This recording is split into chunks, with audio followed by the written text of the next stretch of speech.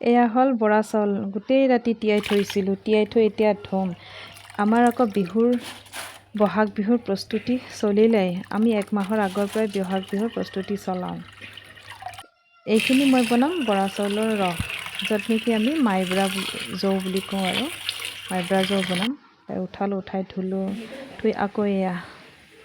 পানীখিনি উতলি আছে পানীখিনি ধুনীয়াকৈ উতলি আছে তাত এতিয়া মই বহাই দিম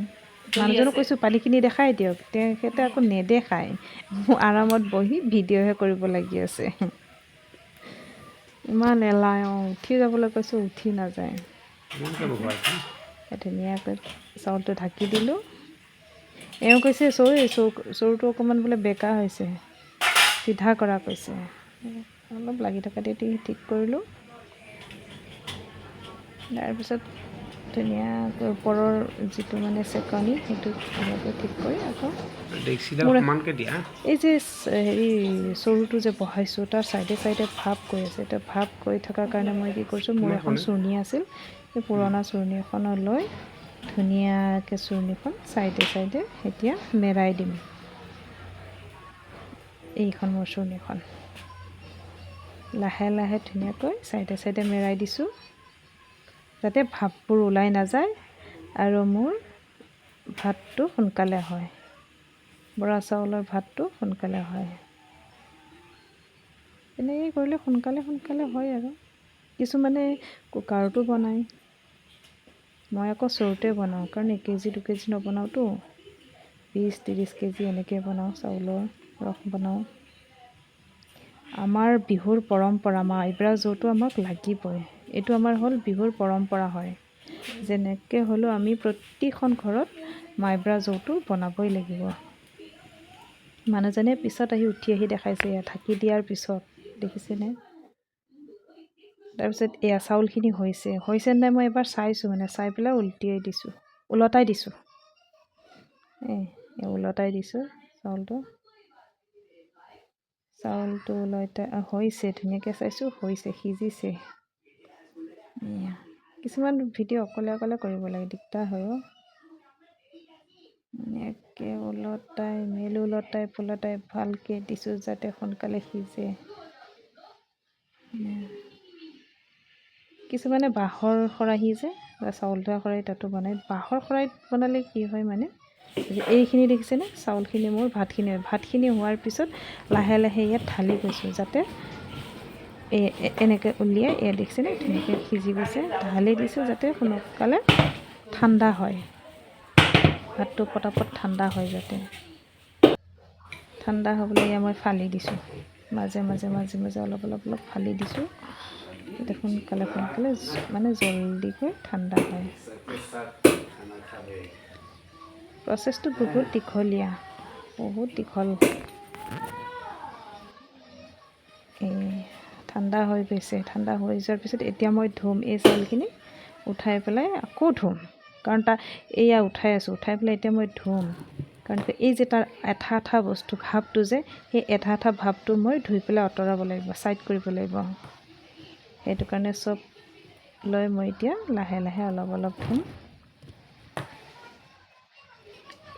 আনিছোঁ মোৰ হেৰিত পাৰত আমাৰ ধুনীয়াকৈ টেপটো খুলি ল'লোঁ এইখিনি ধুইছোঁ একদম লাহে ধুব লাগে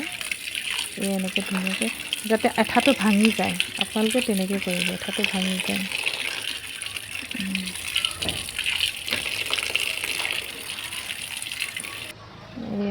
ধুই আনি ইয়াত থলোঁ এনেকৈ মই গোটেইখিনি ধুই ল'লোঁ আৰু অলপ আছে এইখিনি দেখিছেনে এঠা হৈছে এইখিনি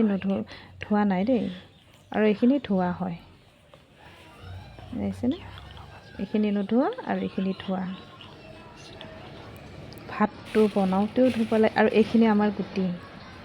য'ত নেকি এতিয়া মই 12 কেজি চাউলত মাত্ৰ 3টা দিম তাৰ ওপৰত নিদিওঁ কিছুমানে এটা দিয়ে মই 3টা দিছোঁ দিয়াৰ ওপৰতো আপোনাৰ কথা এয়া 3টা দিছোঁ 3টা গোটেইখিনিতে সানিম মোৰ মানুহজন নহয় ভিডিঅ' কৰিবলৈ বহুত এলাহ কৰে ইয়াৰ প্ৰচেছটো কি জানে প্ৰথম যেতিয়া আপুনি বনাব নহয় তেতিয়া ভিজাব লাগিব, ধুই মেলি বনাব লাগিব। আকৌ যেতিয়া হ'ব তাৰপিছতো আপুনি এঠা ভাৱটো আঁতৰাবলৈ কাৰণে ধুব লাগিব। এয়া মই ধুনীয়াকৈ এতিয়া এই আমাৰ মদৰ দাৱাই বুলি কওঁ দেই আমি এইটো, আপোনালোকে বা কি কয় নাজানো, এইটো আমি মদৰ দাৱাই বুলি কওঁ। ধুনীয়াকৈ এইটো সানিছোঁ, ধুনীয়াকৈ দি সানি মই তলত কৰা নাই বস্তুটো, ওপৰত কিয় কৰোঁ জানে, তলত হ'লে কিবা কিন্তু লেতেৰা চেতেৰা পৰিব ন, সেইটো কাৰণে ডাইনিঙৰ ওপৰত কৰিছোঁ। মোৰ পিছফালে এখন প্লাষ্টিকৰ ডাইনিং আছে, তাতে মই কৰি আছোঁ।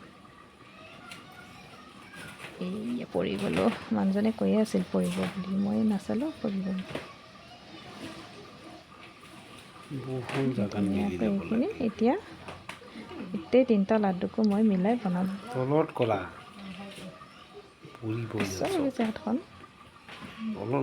বহলকৈ তেতিয়াহে মিলিব পাৰিবা। গোটেইখিনিকে এতিয়া মই সানি ল'ম। খানা নাখালে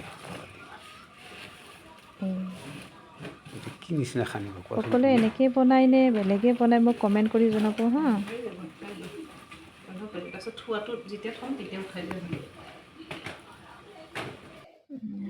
এতিয়া খানা মেলা হৈ গ'ল, এতিয়া ধুনীয়াকৈ ইয়াত থৈছোঁ, ধুনীয়াকৈ বাকেটটোত থৈ দিলোঁ। আৰু এতিয়া মই 1 মাহলৈকে তাক নাচাওঁ, 1 মাহৰ পিছতহে মই ইয়াক খুলিম। ডাঙৰ পলিথিন এখনেৰে বান্ধি থৈ দিছোঁ, এই ধুনীয়াকৈ দি আছোঁ। ইয়াত বন্ধ কৰি দিওঁ, তাৰপিছত আকৌ লাষ্টত যেতিয়া ভৰি যাব নহয়, এয়া হৈ গ'ল ধোৱা। এয়া যিকণ মানে হেৰি আছিল, অলপ পানী ছটিয়াই দিছোঁ যাতে ৰসটো হয় বুলি। আৰু